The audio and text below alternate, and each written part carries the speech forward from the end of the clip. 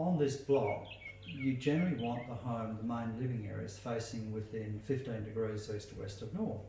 Now this block of land just happens to be in a great suburb, great location, but what happens is your block is 45 degrees to north, which a lot of suburbs in Perth are.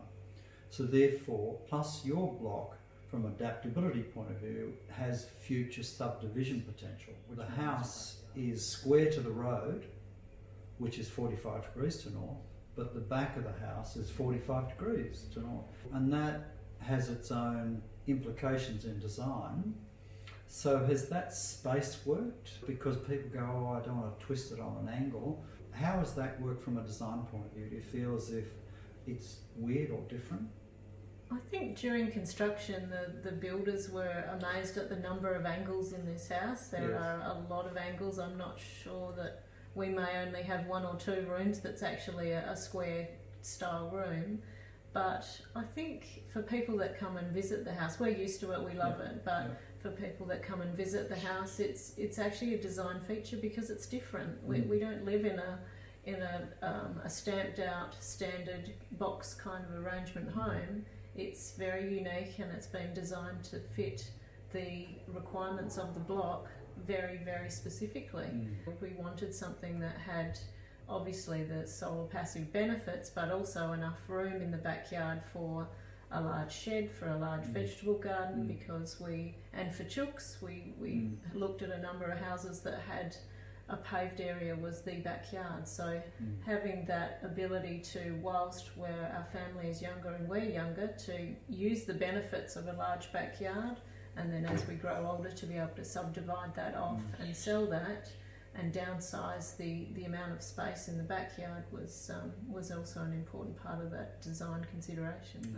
So we did want the house so that the upper area is pretty much exclusive use of our children, and that we don't have to climb the stairs every day because we have our bedroom downstairs.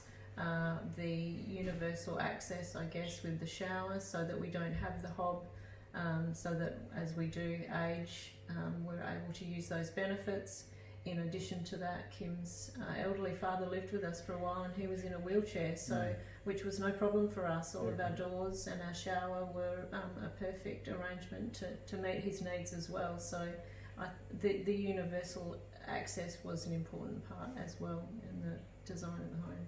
Yeah, very important, because sustainability is way more than just the efficiency of a building. It's also the social and the adaptability of that home as we change and our needs change. Even someone having an injury, sporting injury, at least they can still be accommodated in the home. So yeah, very good. So it looks like a normal home. Yeah, that's right. The front of our house has a Federation style red brick appearance to it, so anyone driving down the street would have absolutely no idea that it's a solar passive design home, that we have zero food and green organic or garden organic waste that goes into landfill, that we have the 25,000 litre rainwater tank. So from the street frontage, it just looks like a lovely Federation style home. Your home has a lot of other features, active features, like you've got a grey water system, like a huge water tank out the back. It's massive. A lot of people wouldn't put that in. For us, I guess coming from a farming background, is that we can't bear to waste water. So even though from a short-term perspective financially, maybe it's not the decision that people would make, but we believe water is precious, and so we want to capture that and use that the best we can. But interestingly though, our 25,000 litre rainwater tank, if we're off the main, we can be off the mains for around 16 days without rain before it runs out. So during the winter period, we have almost no mains water consumption. The whole house is plumbed. We have a very special filtration system that has 2 filters plus an ultraviolet light filter system, so that we can actually drink the rainwater. And so it's used for everything during the winter period. And in addition to that, we also have a grey water system that waters the lawns and trees. And during the summer period, it pretty much keeps up. The lawns sometimes need a little bit of a top up in those really bad heat waves, but on the whole, that grey water system is, and we've got quite extensive lawns because we use it a lot socially, especially our front lawn. We have a very community-minded street, and we spend a lot of time socialising on our front lawn, which always looks amazing because of the grey water system. So no, I think that's probably an environmental choice more than anything to capture that water and make the best use of it.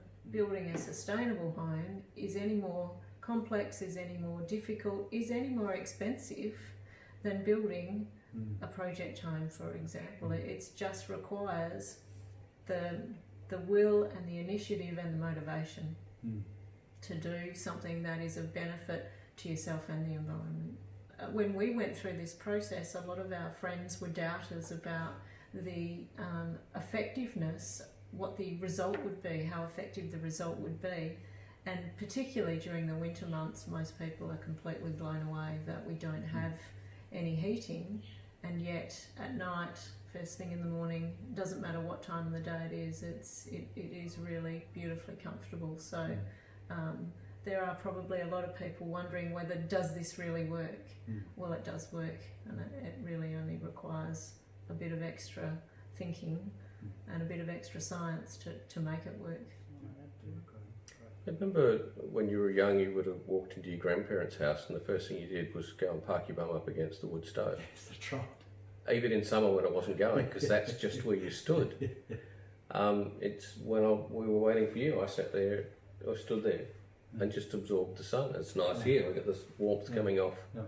And you get that for nothing. Yeah, that's right. We had a motto when we were building as function before fashion, because we saw so many things in display homes. I said, Fleur, what's that? She said, I don't know. What does it do? She said, I don't know. So we don't want one, do we? We go, no. And there's just so much money and resources wasted on things that do nothing. When we can take you to the most things in this house and say, this is here like this because of this. This is like that because it does something, not just because it looks good or we didn't know what else to do with it. And it works.